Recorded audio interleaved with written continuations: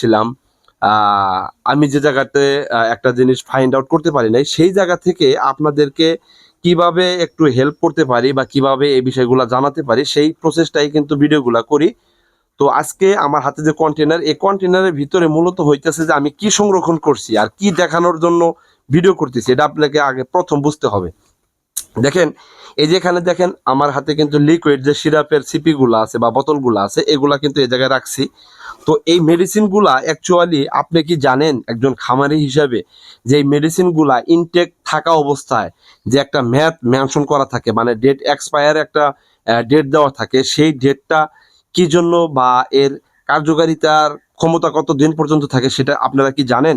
দেখেন, যদি এই ওষুধটা উৎপাদন হয় 2025 সনে, তবে এটার আগামী আরো 2 বছর নাগাদ কোনো কোনো মেডিসিনের অনুপাতে,